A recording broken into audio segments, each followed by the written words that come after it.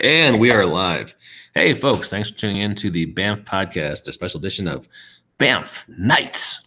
McLafferty. And with me today, I have the creative pit boss of Ghost Show Press. How you doing, Christopher McLaughlin? I'm doing great, sir. How are you? All right. I am lubricated and motivated. With wine. Let's make it clear. With wine. With wine. With the grapes and grain. Yes. And speaking of lubrication, we have Jason Tondro, a esteemed editor at Paizo. How you doing, Jason? I'm great, thank you. I feel like I should pour some adult beverages for myself, but I haven't yet. Clearly, this is a failing. Well, you work in the publishing business, so I just assume you're always drinking. But maybe that's a good idea. I will bring it up with my editor team. Over a drink, perhaps. Yes.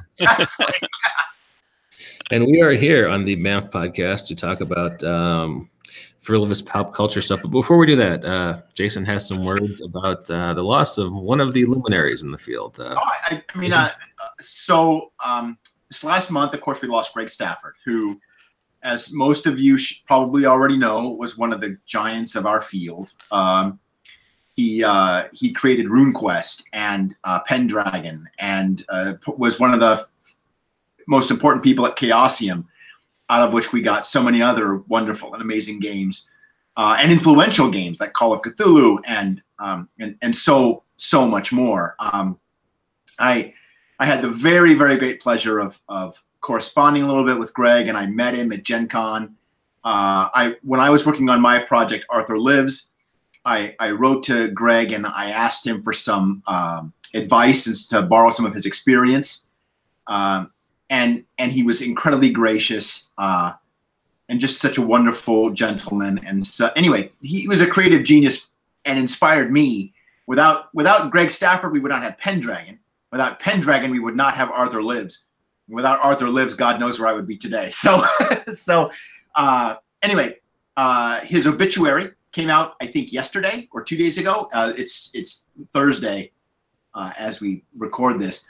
But this coming weekend, which is, I think, the weekend of the 10th and the 11th, the folks at Chaosium are just asking people to kind of remember Greg. And the way to remember that is to run a game. Or run any kind of game that you would like. It doesn't have to be Chaosium or even a game he ever worked on. Any game at all. And take a selfie of yourselves for it and post it on social media with Greg's name or he had a famous sort of G rune that came up in RuneQuest. Anyway, you can find all the details about all this at the Chaosium page, and maybe we can post a link to it in our program notes. Yeah. Yeah, and it's just, sort of social media, so we can all kind of remember Greg Stafford and his tagline, which was "We are all Gloranthans." And I think the tagline for this event is "We are all us." I think that's our hashtag this coming weekend.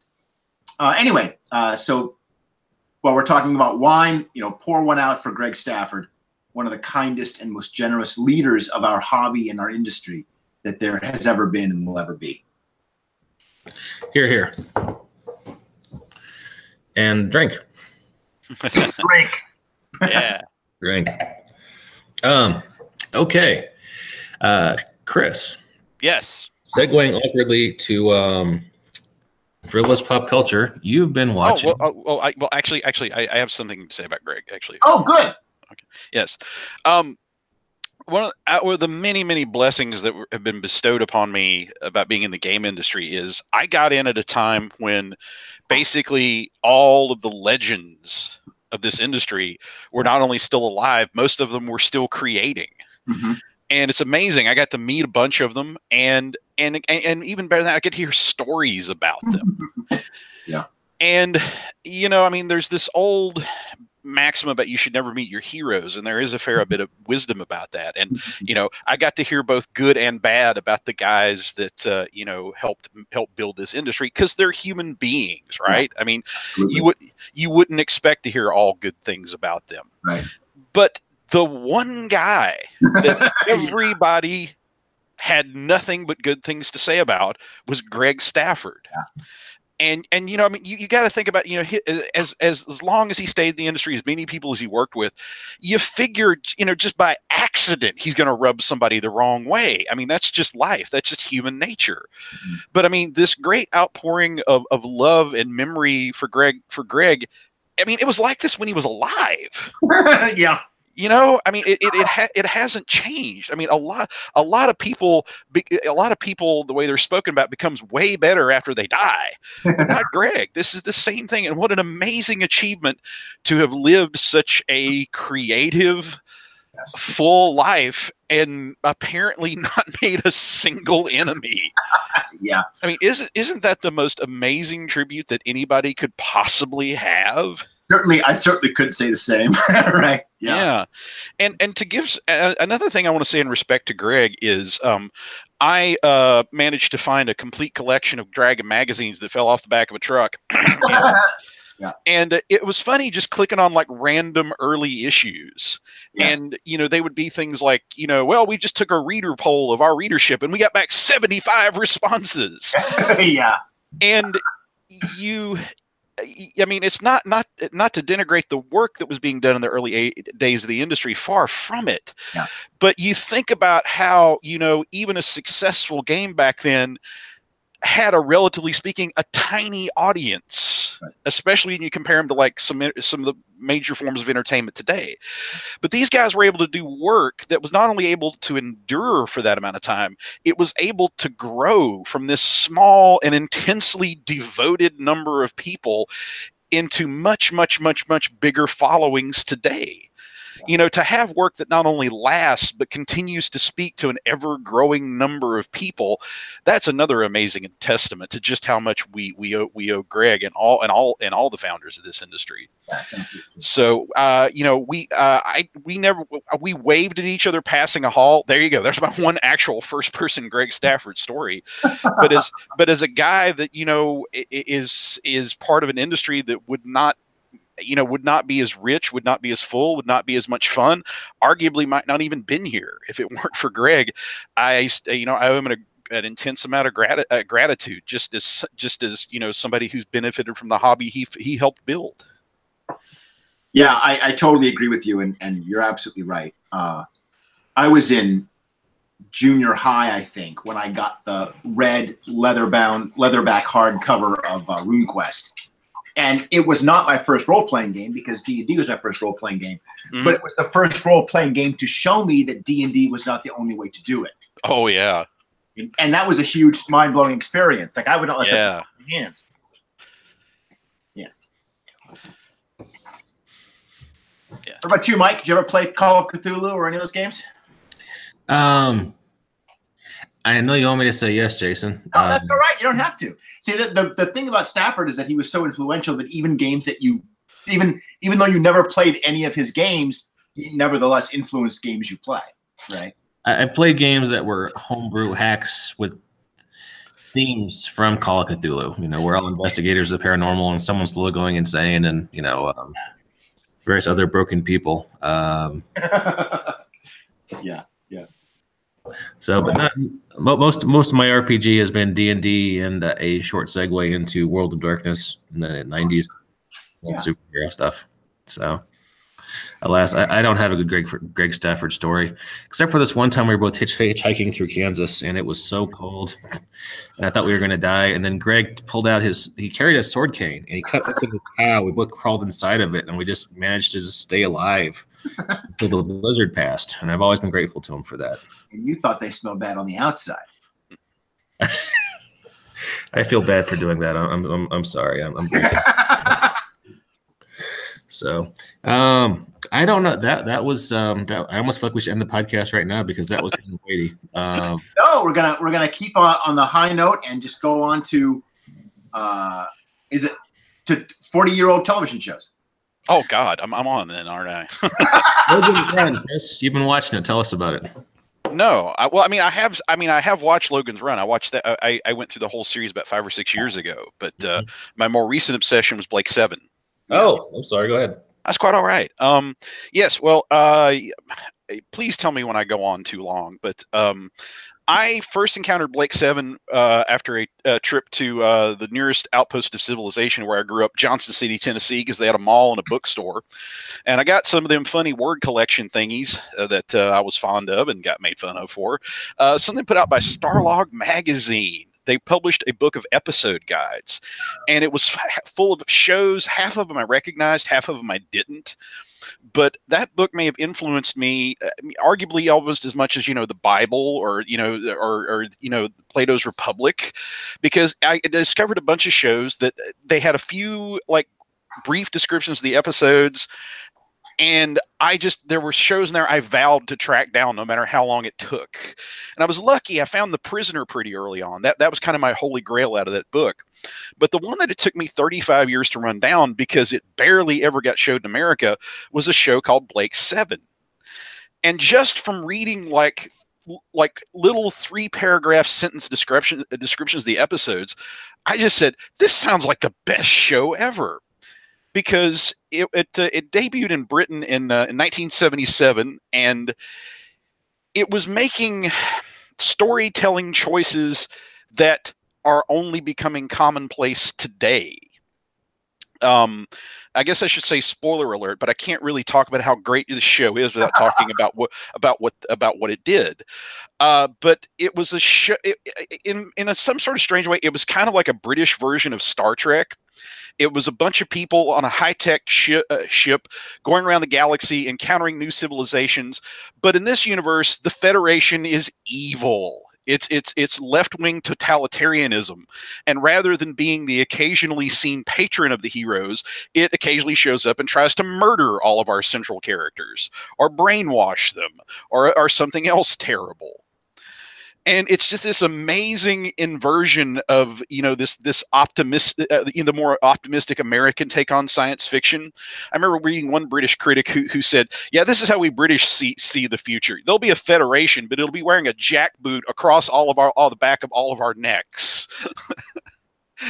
And I'm like, wow, that's depressing, but true. But yes, but it's basically the story of a guy who tries to lead a rebellion against a massive left-wing totalitarian intergalactic empire. And now that's in some ways may sound a bit like Star Wars, but remember, this is British, so they're ultimately doomed. Part of the show is how utterly hopeless what the heroes are trying to do. Because in a lot of episodes, they try to do something and completely fail. The characters don't really like each other. They're all deeply flawed in some ways. And honestly, even though it was literally made on the same budget as a British sitcom, and oh my God, does it show, it is cheap AF. I mean, I used to make fun of the old Canadian show, The Star Lost, but I mean, this makes The Star Lost look like, Star Wars Episode 6. I mean, just the amount of money that is not on this show. I showed a bit of it to Hal Mangold, who always is good for a quote. Hal Mangold said, this show looks like it was shot on the money left over after they made Tom Baker era Doctor Who. And he's not wrong. So all it can really have going for it is acting and stories, and man, it's all there. And the storytelling is so bold, especially for 1977. Halfway through the second season, they're setting up for the characters' ultimate victory over the Federation.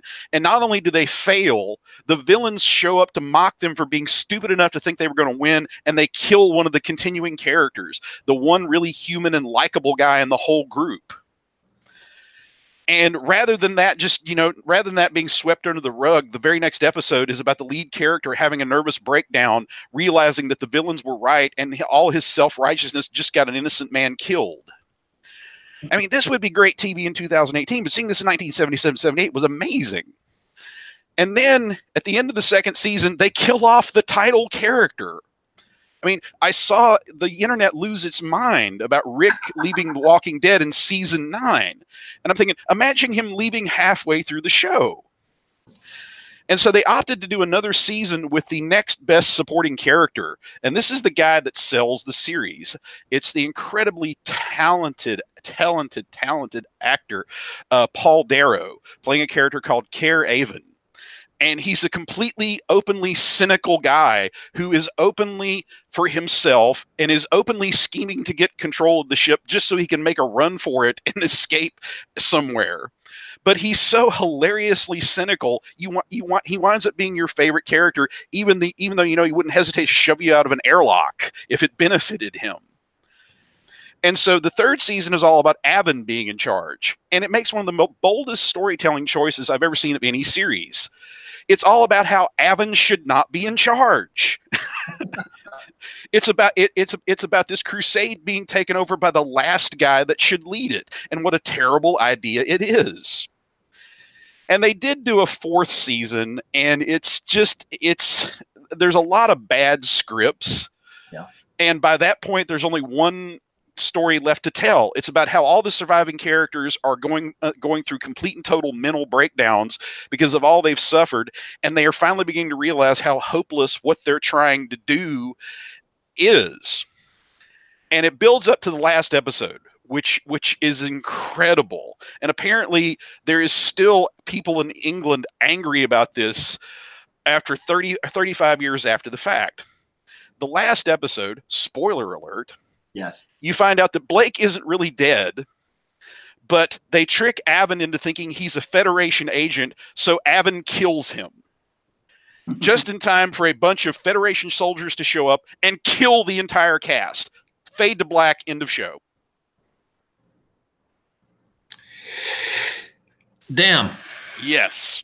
The last thing you see is Avon holding a gun and with the smile. And the thing about Avon is he only smiles when he's doomed. And it shows him smiling, and then it goes to black, and you hear blaster fire. And I'm thinking, oh my God, this is the best. This is one of the best things I've ever seen, even though this was made for $1.50. And my final word on the show, I would be completely remiss if I didn't mention their continuing villain. They, of course, have to have you have to see the head of the Federation, the face of the Federation. And it's this completely hysterically evil and cynical, yet complicated and damaged and compelling character that was originally written to be a man. But the series creator, Terry Nation, who is most famous for creating the Daleks for Doctor Who, halfway through writing it said, wouldn't this be interesting if it were a woman? So it became a part played by the absolutely fabulous British actress Jacqueline Pearce, who, God rest her soul, passed away a couple of months ago. She passed away a week after I finished the series. Yeah. So God rest her soul. And I mean, she's just incredible. The show doesn't have the budget to show you the Federation. So it's all on Jacqueline Pearce's acting. And man, she brings it every single episode. She's horribly, frighteningly immoral, terribly sexy, and hysterically funny. It is one of the great performances in all of genre television. And I'm so sorry that she's gone. Apparently, she was just a huge, huge hit at conventions and stuff. And the people that actually got to meet the Blake 7 cast just raved about how fabulous that she was as a human being. And I'm really sorry that she's gone. And, it's 52 episodes. They're all on YouTube for free. I've kind of spoiled them for you. But honestly, they're well worth watching, even if you know how it comes out. I knew how they come out, and I still would argue this is one of the television series that's worthy of being spoken of in terms of the Twilight Zone, Black Mirror, the original Star Trek, Deep Space Nine. In fact, if you liked Deep Space, if you like shows like Deep Space Nine, Walking Dead, or Babylon 5, if you can forgive the fact that again, a big budget for them was $3, and if you can allow them that and just focus on the acting and the stories and the fabulous dialogue. Oh my God, you will never spend 52 better hours in genre television. So, and I had to wait 35 years for it, and it was well worth it. It truly exceeded my already high expectations for it. And just to give a support to everything that Chris is saying here, that I met one of the performers from Blake Seven once. Really? I told you this story on Facebook, I think. But I spent a semester of school in London when I was a junior in college. It sounds a lot more glamorous than it was, but we went to a lot of shows, and we saw the Royal Shakespeare Company perform Measure for Measure. Well, Josette Simon, Dana, yeah, played Dana, weapons officer Dana. Basically Michonne before there was a Michonne. Yes, and she played the lead female protagonist in Measure for Measure, who is Isabella. Wow. And Isabella is this young woman who has been pledged to a nunnery, but her brother has been thrown in jail, and the only way out of that she can see out of it is to agree to marry this ruthless guy who's taken over the city. And he's like, I'll let your brother out, but you have to agree to marry me. And she's like, but I've sworn myself to the church. And then the Duke, who's the good guy, but he's secretly in disguise because he wanted to see what it was like to be a commoner in his city, falls in love with her. And so there's this scene by the end of the play, all the problems have been resolved. The Duke has been revealed and the brother has been released from jail. But the Duke asks Isabella to marry him, and she doesn't answer him. That's the beauty of the play, is that it sort of ends with the Duke on his knees reaching out to her, and Shakespeare never wrote her an answer. Huh. And I remember Simon talking about this to my class, because she came the next day after the performance. She came to my class. Wow. And the 20 of us just, she was so gracious and so kind to us. And we asked her ridiculous questions that she asked for an hour. And she explained why she loved the character and how she didn't want to give an answer because, of course, as an actress, she could have given an unspoken verbal answer to the Duke, right? She could have taken his hand, or she could have turned away. And there's a million things she could have done. But she didn't want to do any of that stuff, because she wanted to let the audience have the water cooler conversation afterwards. The did she or didn't she kind of conversation. Anyway, she was so gracious. And that's when she explained to us that because we were all American, we didn't know it, but she was actually kind of famous because she had been on Blake Seven, and everybody remembered that show. And what a great Blake Seven twist to put on the play, leaving it ambiguous. Yes, exactly. And of course, now she's she's been knighted, and she's one of the great actresses of the British nation. But unless IMDb is lying to me, apparently she was in the Wonder Woman movie too. She was like one of the Amazon. Yeah. Well, that's perfect. She's great. Anyway, yeah. So I totally agree. Everybody listening, go watch Blake Seven. You will not be sorry. The talent on that show is amazing. And you're watching them all when they would go on to have amazing careers after this show. So. Here you go, Mike.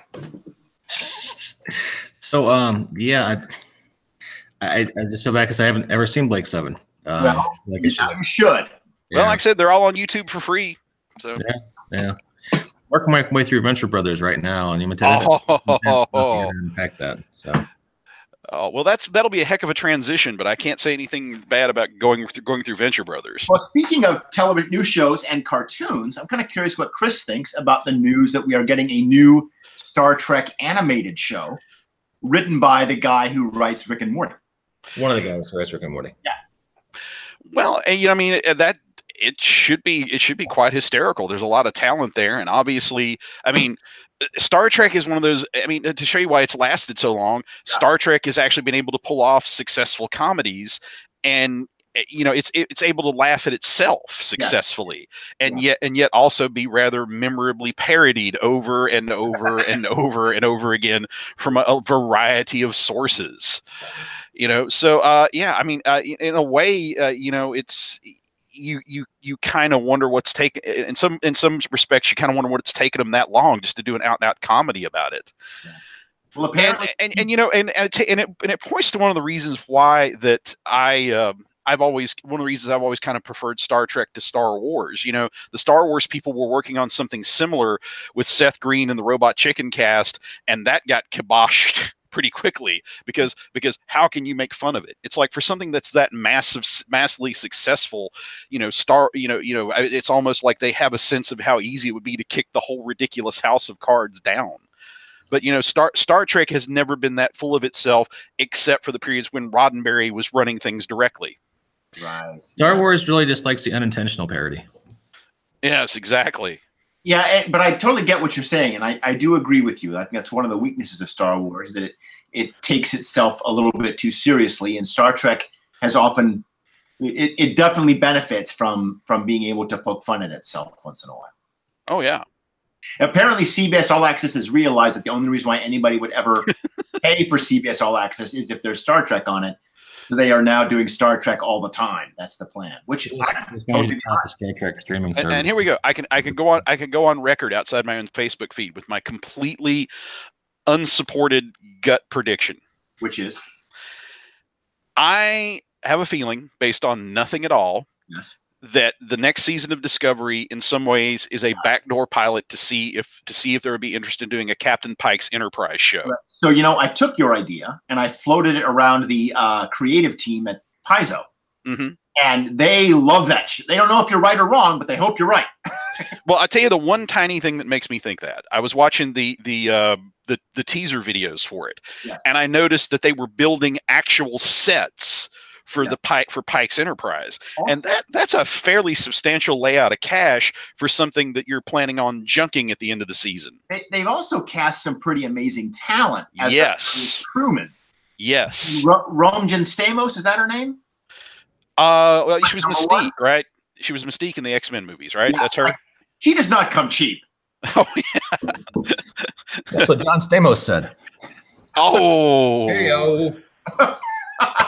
Is this how the late night version is going to be? Give that and more wine. Sorry, I was just uncorking it, and we're going to work blue in the late night version. Is that going to be our thing? I think so. Yeah. Sorry. Okay. I'm doing the podcast mainly sober these days. That is your first mistake. No. Well, sometimes you just have to. You get a guy on who wants to talk about his Kickstarter, in a monotone voice for 20 minutes, and I had a few drinks. I would interrupt him and start cracking jokes that would just piss him off. So some of those things you have to do sober on an RPG podcast. So.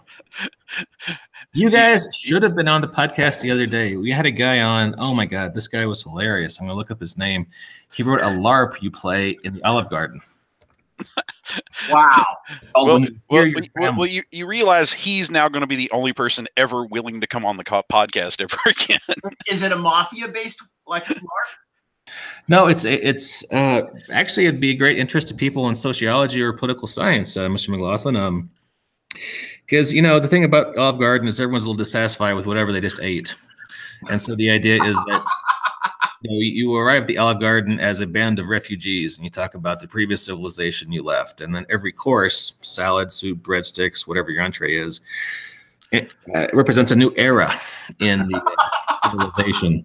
And as it arrives, you talk about how you were dissatisfied and had a complicated, disappointed relationship with the previous generation and the decisions they made. Everyone kind of takes over the narrative and adds their own spin on it. And GM Jeff Stormer, who actually runs a podcast called Party of One about two-person RPGs, okay, currently running a Kickstarter called Mission Accomplished, which is basically Archer, the RPG. And it's a Kickstarter right now. You should check it out. But yeah, he was a hoot. We had him on a week or two ago, and that was. I am convinced, and he cannot convince me otherwise, that this game is inspired by Douglas Adams' Hitchhiker's Guide to the Galaxy, in which he outlines the 4 phases of civilization. And do you remember what the four eras of civilization are? How do we eat? Why do we eat? And where do we have lunch? Oh, yes. I don't know if any greater essentialist has ever lived than Douglas Adams. Anyway. I just threw you guys a link for an article on Kotaku about the Olive Garden LARP. So he's on Kotaku.com. So that's, he's he's big league. Yeah. So, all right. Jason, you've recently read some of the creative endeavors of Mr. Matt Wagner. Yeah. So, I am a bit of an Arthurian lore buff, and And Matt Wagner's Mage, the original comic that he wrote and drew back in the 80s, which kind of made him, along with Grendel, is what kind of made him at the time quite a star. It had a big influence on me. It came in the independent comics era when I was just kind of starting to get into independent comics and reading books other than Marvel and DC. And Mage, it was, on the one hand, it was a superhero book.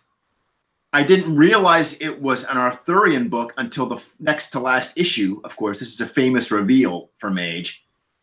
We don't find out that he's King Arthur reincarnated until the 14th issue out of a 15-issue limited series. And that's when we find out that, oh, that character was the Lady in the Lake, and this character is Merlin, and all of this stuff. It was an urban fantasy, but we didn't realize it was an Arthurian story until the end. But it was also had a lot of Shakespearean tones to it. Every issue had a Shakespearean title, like a line taken from the plays, taken from Hamlet. So in a way, it was kind of appealing to both all the sides of me, the superhero comics nerd, the Arthurian guy, the Shakespeare guy, and it was kind of perfectly made for me. Plus, it was really interesting to see Matt Wagner's style mature over the course of the series. I mean, if you just look at the first issue of Mage and the 14th, 15th issue, which was a big sort of double-sized spectacular, as we would say in the old Marvel days, he had just matured so much as an artist. It was amazing to watch that happen. And then he announced it was the first part of a 3-part series, and then we heard nothing for 20 years. And he went on to do a lot of other things, of course. Grendel became kind of the horse he was riding for a long time. And then, of course, he started to do a lot of other things, Sandman and many other projects. But for a while, Wagner joined up with a bunch of other very important and influential artists, including Mike Mignola and Frank Miller, to form an imprint at Dark Horse, which I believe was called Icon. Chris, do you remember this at all? No, I only came to Wagner when he went to Sandman Mystery Theater. Yeah. I'm aware of Mage and understand it's got a tremendous following, but Sandman Mystery Theater was just so much more my jam. Yeah, absolutely. And that was an amazing book. I absolutely agree with you. But before he created Sandman Mystery Theater, he formed this imprint at Dark Horse, and it was called Icons, I think. That was actually an imprint of Marvel Comics. Are we talking? Are you sure that was the one Matt Wagner was on? I couldn't find an icon for Dark Horse. Here, let me send you the link. Can you see the chat in the? Here we are trying to do this. We should never do this live. This is the magic of live radio, folks. That's the motto for this. Arguing about 14-year-old comic book history. Yeah, no, this isn't that. This is that's the Powers imprint. It's okay. He had imprint Dark Horse. Let's call it Bob. It was not called Legend. It was not called Icon. It was called Legend. Are you sure it wasn't Maverick? It was Legends. It was 1994 to 1998. It's Art Adams, Frank Miller, John Byrne, Mike Mignola, Paul Chadwick, Dave Gibbons, Jeff Darrow, Mike Allred, and Walter Simonson. Okay. And if those names all sound like legendary people, at the time, those guys were like the leaders of the comics industry. Like everything they touched was gold. Wasn't Scott Snyder in there too? Not that I'm seeing, but I'm looking on the Wikipedia for Dark Horse Comics. Okay, just checking. Anyway, my point was just that for a while there, and it was kind of a narrow window, Matt Wagner was up there with these other guys who were kind of the tip of the spear in terms of turning superhero comics into something that was more thoughtful and respected. And it was at that time he started to do Mage 2. And Mage 2 became much less about King Arthur and very autobiographical. The character of Kevin Matchstick, the protagonist, has always been drawn as kind of an idealized duplicate of Matt Wagner himself. And so the second series, Mage 2, became an allegory for Matt Wagner's own role in the comics industry. And it became a way for him to talk about his own sense of failures as a leader, because the Legend imprint went nowhere. And he didn't become that big leader that he had sort of made himself out to be, and that the industry seemed to position him as. And so in the course of Mage 2, Kevin Matchstick, the main character, who teams up with all these other characters, one of which is named Kirby, and a bunch of whom are named after other comic artists of Wagner's era, of Wagner's generation. Kevin Matchstick sets himself up as a leader and then fails as a leader. And everything is kind of falls apart, and he blames himself, and kind of rightfully so. But at the same time that his leadership is collapsing, he's finding a personal connection. He's finding an emotional connection for the first time. And he starts thinking about, maybe I should put down this magic weapon I have, which of course is the magic baseball bat, which is just an allegory for Matt Wagner's pen. Maybe I should put it down and start, and not go seeking fame. Don't go looking for fame and fortune, but instead just live a good life. And this leads us ultimately to Mage 3, which is basically about Matt Wagner saying, you know, fuck it, I'm just going to do what I want to do. And then, but can you? Like, do you have an obligation? What is his? So the autobiographicalness becomes very fuzzy. Is he still talking about himself, or is he trying to tell a heroic Arthurian story, or is he telling more of a superhero story? Because by this point, the bat has disappeared completely, and the power is no longer an object. It's sort of an internal force again, and it becomes a very personal story. It's always been a very personal story, but it rejects a lot of the, or I should say, it's a story about rejection, both outside society rejecting the hero and the hero rejecting society. But can we afford to do that? Because we have this web of social influences that we are all bound to, and it's a really interesting book. The whole Mage 3 has come out now. It's done. I don't want to spoil anything, but it's an intensely personal work, and I really urge people to look at it. I was kind of disappointed by Mage 2 because I went into it wanting Arthur, and by the end of that series, by the end of Mage 2, Matt Wagner was on kind of a Joseph Campbell monomyth a ride for this book, and by the end of Mage 2, Kevin has begun to doubt that he's even King Arthur anymore. Maybe he's not King Arthur. Maybe he's Gilgamesh. All of which is Matt Wagner trying to say all of these heroes follow the same basic path anyway, so it doesn't matter. Like, all of us are that hero.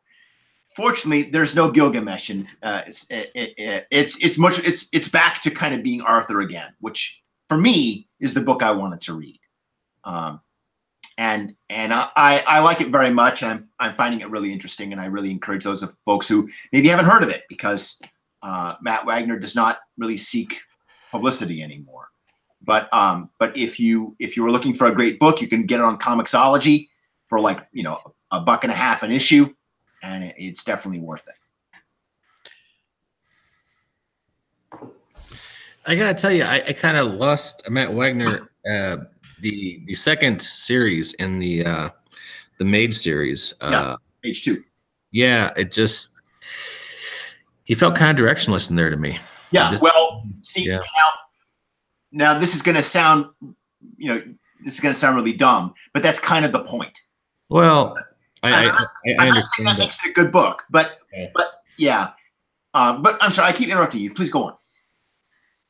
No, I mean, I understand what you're saying. I was reading his author notes while he was writing it, and he was dealing with criticism from guys in the letter column saying exactly what I said. Yeah, yeah. isn't as compelling a story. You're kind of fumbling in the dark. And he was like, well, that's the point of the story. And how can you say this, I don't even know where it's going. So how can you know where it's going? And it's Well, I think that what he was trying to get at, or what he was trying to demonstrate, was his own sort of wandering. I think for wondered if he himself had lost the plot.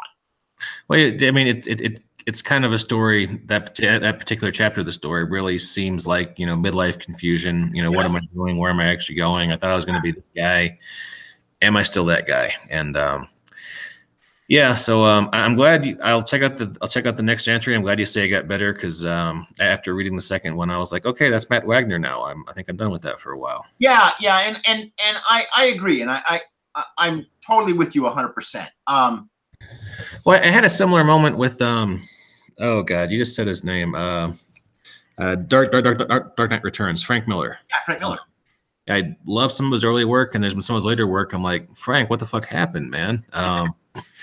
Is this what you're doing these days? Because yeah. Yeah, I mean, Miller to me, and I'm sure that Chris, you'll probably have a pretty strong opinion on Miller too. But Miller to me strikes me as a guy whose art has gotten amazing. Like I find the art itself to be a pretty fantastic, spectacular piece of work. It's not necessarily very approachable. It's kind of hard to understand sometimes, but I love the art. But what he's saying with the art, I find repellent. Like a book like Holy Terror is just offends every bone in my body, and so I'm very conflicted when I look at Miller's work. I don't have that problem with Matt Wagner. I can look at it; it's still beautiful, and it's saying something which doesn't offend me. So, what do you think, Chris? About Frank Miller? Yeah. Well, at this point in my life, I've got just like three rough thoughts about him. Sure. Was he always insane, or did he just have a really good editor when he was doing his earlier stuff? That's a very good question, and I don't know. I've had that debate with other people who also know Miller, and they ask that same question. I don't know. He may have always been insane. I don't know. Because I mean, because to me, and I guess this is a loose comparison at best, is there's an amazing uniqueness to Grant Morrison's work, but how readable and relatable it is depends entirely on who's editing him.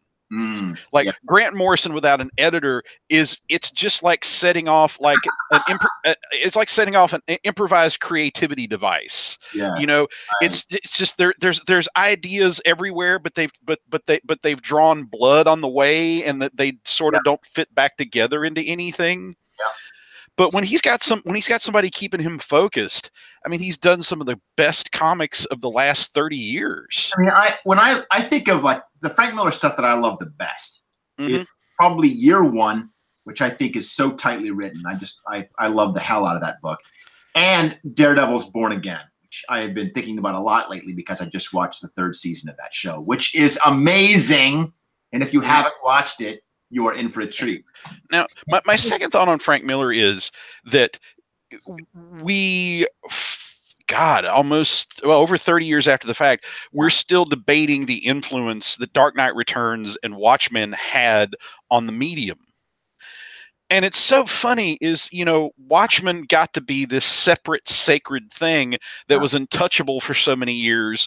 And now it's transformed into that equivalent in high anxiety, or like, the one mental patient that ripped off half the guy's mustache and he just wears it to taunt him. That's what DC does to Alan Moore now. Got your intellectual property. And you kind of wonder when, the Watchmen baby stops being a Simpsons joke and becomes a real DC thing. I don't think there is any room for debate on Miller's influence with Dark Knight Returns. Without Dark Knight Returns, there would be no. But let me if I may, let me just finish my point here. I apologize for taking so long to make it. Okay. So Watchmen, but for the Watchmen, the longest time got to be this thing that was kind of locked in a glass case and was off by its own thing. Dark Knight Returns, Dark Knight Returns just immediately became the way you write Batman. Yeah. I mean, it's technically an Elseworld story, but it just so completely became everybody's idea of what Batman was. Its influence is arguably greater, but it's more subtle. It became in the 90s where people were just aping Miller's style in that book. I mean, wholesale. Yeah. And it's just it's just fascinating how those two changed comics, but changed them in very different ways. Now, as for the book itself, I've always found I think it's good. I mean, I can see why it was considered so revolutionary at the time, but to me, it's at this point it's starting to get really, really, really, really, really, really dated. I mean, the one thing that just made me roll my eyes when I first made it is like Miller's symbol of American fascism is Ronald Reagan. I mean, at least Alan Moore had the great sense to bring Richard Nixon out for one last ass kicking, because who cares, right? But Ronald Reagan is the face of American fascism. I mean, maybe you could get maybe if you're busy screaming threats at Tucker Carlson's house, maybe you can buy that. But other than that, I just don't know of any. That's just so utterly baffling to me. When I had students and we read both Dark Knight Returns and Year One, and we read them in that order, and they were like, "Why did you make us read Dark Knight Returns? Because this book is so much better." Year One is just they just responded to it so much better, and I have to agree. I think it's a lot easier to read for new readers, especially. Well, it's tightly plotted, and I mean it's got deep roots in pulp, which at their base are crowd pleasers. Yeah. Oh, that's Dark Knight Returns. Alan Moore had said when he sat down to write Watchmen, he decided to write the most clever book he could to prove that comics could be literature. And I don't think Miller was necessarily doing that with Dark Knight Returns, but you can kind of feel that the heavy hand of, he knew he was doing something important, or wanted to prove he was doing something important, deconstructing Batman to a certain degree. But Dave Gibbons recently apologized. Comics readers, en masse, just said, "Listen, I'm sorry about Watchmen. I know. Now, it used to be this lark that was going to go out of print, and then we were going to do Shazam next, and I just don't see how it got away from us. Sorry about that." Now, was Dan Didio sitting him like the whole time, and like you couldn't see where one of his hands was? And has anybody checked Dave Gibbons' blinks to see if there may be some Morse code in there? Because to me, that totally sounds like a captured airman talking about how well treated he's being, how great the treatment is in the hands of the North Vietnamese. I just watched Ken Burns' Vietnam, so I get all those references. Thank you. I'm glad somebody does. We did get news today, though, that I think they've cast Jeremy Irons to play Ozymandias. Oh, I don't care. It's one of J.J. Abrams' 9/11 truther buddies taking a shit on the fact that Alan Moore that they've stolen Alan Moore's property and keep bastardizing it and ruining the one thing that made it truly great was it told a story and then it went the fuck away. Hey, Chris. Yes. Do you know William Shatner just released a Christmas album? Well, hey, you gotta, the tubes of that quality aren't cheap, and ask me how I know. A man's got to eat. Exactly. Although I tell you, Shatner is my missing piece. I mean, I was raised by the holy trinity of as my surrogate dads were the holy trinity of 60s masculinity: Adam West's Batman, Robert Conrad's Agent Jim West on Wild Wild West, and Captain Kirk. And Shatner's the only one that I haven't met yet. So I've got to try to find a way to get to meet Shatner and say something awkward to him, like loved you in Kingdom of the Spiders, or Shatner Claus is the name of it. Just came out October 26th. Track number 1, Jingle Bells, featuring Henry Rollins. Rollins, ladies and gentlemen. That's a big deal. It's no Watchmen, but give me a couple of years. All right, we got 10 minutes left before I got to go. What do we need? Speaking of Watchmen, Green Lantern 1 by Grant Morrison. There's this ongoing beef between Grant Morrison and Alan Moore, sort of the war of British comic book wizards. Yes. This book read an awful lot to me like an Alan Moore Green Lantern story from 30 years ago. And I don't know if Grant Morrison was just doing that to fuck with him deliberately, but I have to wonder, because at one point there's a very subtle but clear Dr. Manhattan reference where number one, it's weird as fuck in the way that Alan Moore Green Lantern story were. They talk about Green Lanterns who are a particular shade of blue and stuff like that, and then there's a bit at the end where Hal Jordan's talking to a guardian, and they take him aside, and yeah, you were exiled now, but now you're back in the fold, and we got some problems, and you're the guy who can solve them. And the Book of O is no longer reliable because someone's messing with the nature of reality. And then there's the big, symbol from Dr. Manhattan's forehead, kind of inscribed in the middle of this. So it's tying in all this doomsday clock bullshit. Yeah. Yes. And I was just thinking, is this Grant calling out Alan? Well, I mean, the whole company is calling out Alan. That's sort of Chris's point, right? Like the whole doomsday clock thing is a big fuck you to Alan Moore. So,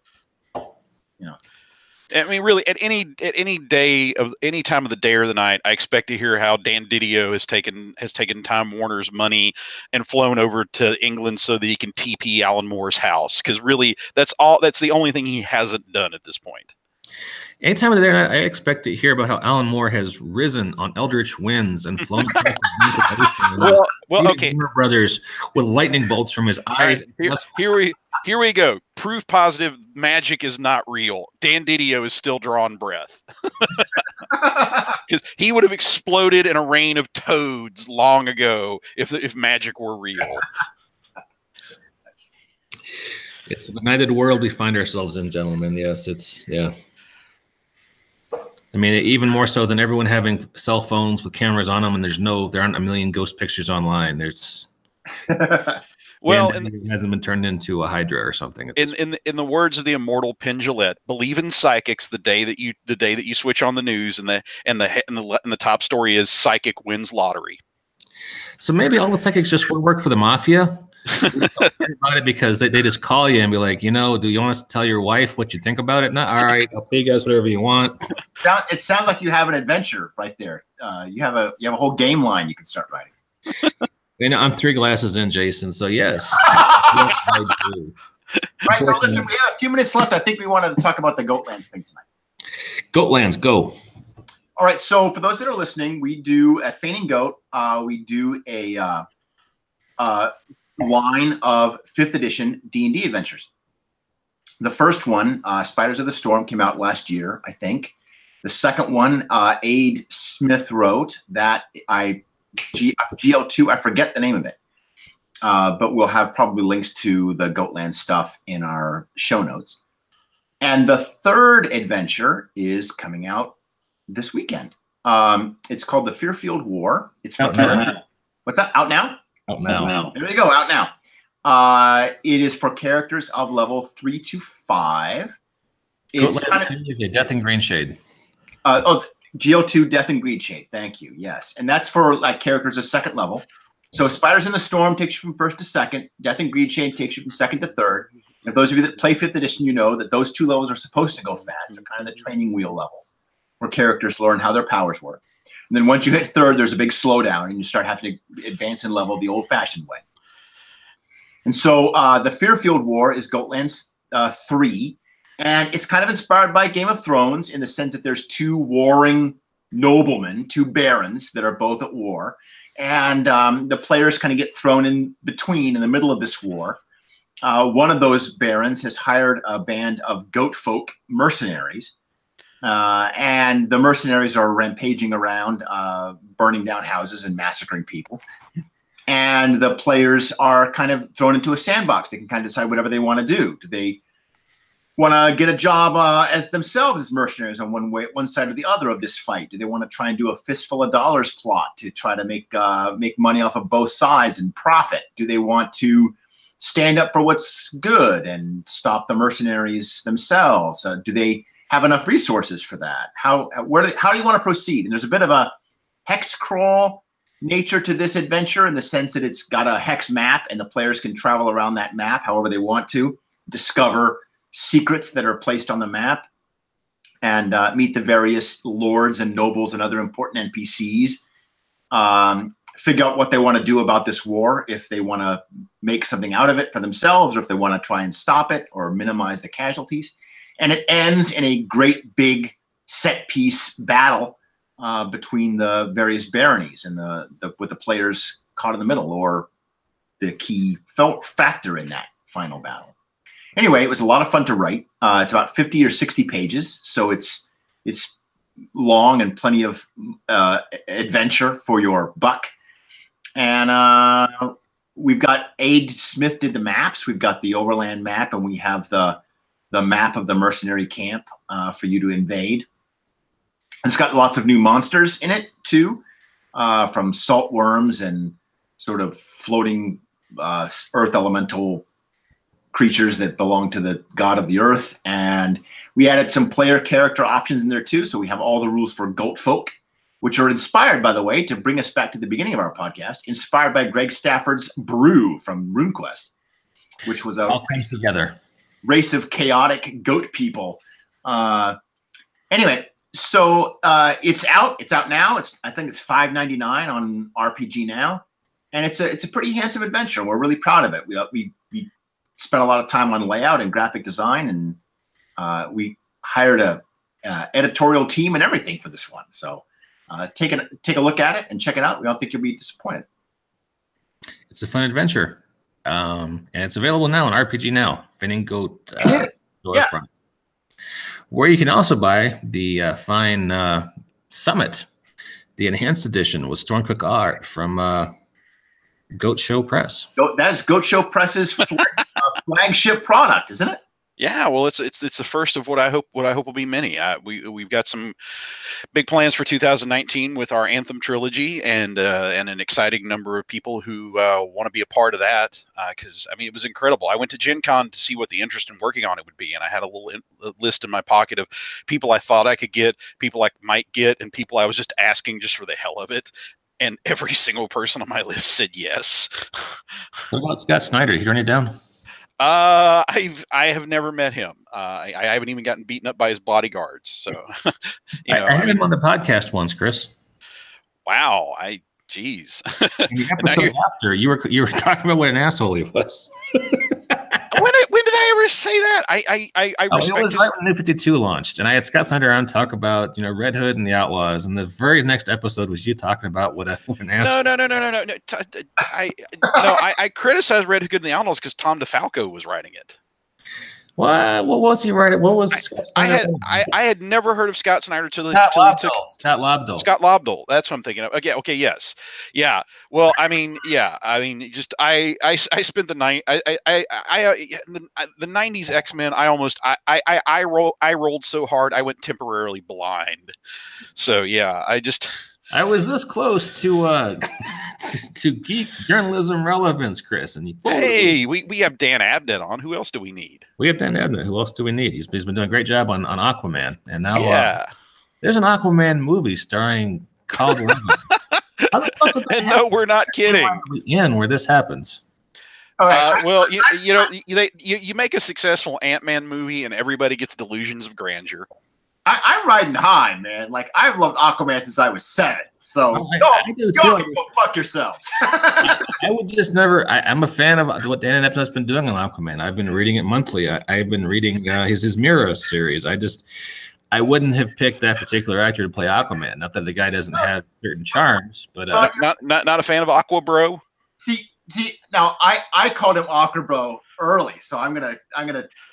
But anyway. You own that, my friend. You take it. You, Mike, that's exactly why they cast this guy. Because Aquaman is a laughing stock. Because no one takes him seriously. You cast the most macho guy you can find to play him and revitalize the character's image by the casting. That's how you know this. I'm not telling you anything you don't already know. Well, no, I don't mind Jason Momoa. I loved him in Game of Thrones. He was good in Stargate Atlantis. Conan, not so great. But he's not who I would have thought. But yeah, they'll probably make $1 million in this movie, and it's going to be, DC Comics is making a movie with some bright colors in it, and apparently some comedy, and that's probably a good move for him, given how some of the other movies have done. So I'm in favor of it. I just wouldn't have expected it, and every once in a while the universe gives me things, and I'm like, how the hell did that happen? Well, okay. I think it'll do okay. And then Avengers 4 and then Captain Marvel and Avengers 4 will come out, and no one will remember it even exists. I can't wait to see the Aquaman. And you might be right, Chris. It's possible that it'll just cut here and gone. But honestly, that's not necessarily such a bad idea. That in other words, I think DC's problem has been they've been trying to build this universe and make all the movies connect, and they don't do that very well. And if they just let the filmmaker make the movie they want to make, we're going to get a better movie than if they try to make it part of some big overarching story. They've been trying to do something that requires a skilled watchmaker, and so far they've mostly entrusted it to someone who rubs his own filth on the walls. I can sense that this is the moment when Chris wants to talk about Zack Snyder, and while I agree, no. Honestly, if I were DC, I would soak the thing in gasoline, throw a match at it, call the insurance company, claim it was an accident, and just start over. I mean, other than Gal Gadot. I apologize. I'm probably slaughtering her name, and I apologize. But other than that, I mean, it's just been one horrendous mistake after another. Yeah. I just watched Teen Titans Go to the Movies last night, and let me tell you, I was thoroughly entertained. Because they're willing to take shots at the other DC movies. That's the part of it I enjoyed. Are either of you watching the Titans series? I don't have that streaming service, so I heard that the Doom Patrol episode was fun, and the rest of it's been kind of a bit much. But that's all I know about it. Okay. I only watch 40-year-old shows, so apparently. I know you watch Discovery, so I know that's enough. Yeah. Well, there were so many encouraging signs about that, and then I watched it, and it turned out to be not perfect, but better, but even better than I expected, and I'm really, really psyched for season 2. So you're not current on Riverdale, Chris? My sole experience with Archie comics was being gifted an entire crate of the licensed comics that the Southern Baptist churches did of Archie. Oh, when Jughead loses his enthusiasm for cheeseburgers and replaces it with his love for the Holy Spirit, and they're the one I will never forget, when Jesus pulls up in a Boss 70s custom van and like beach parties with Archie and the gang. I mean, we've all got our own theology or lack thereof, but for me, the Son of Man will always be a guy riding around in a 70s custom van looking to party with some teenagers. All right, that's the episode, Mike. We're not going to end on a higher note than that. So, no. Thanks for tuning in to the BAMF podcast, BAMF Nights. We will catch you next time. Chris, Jason, thank you very much for coming out. No problem. And that's our show. Talk to you folks later. All right.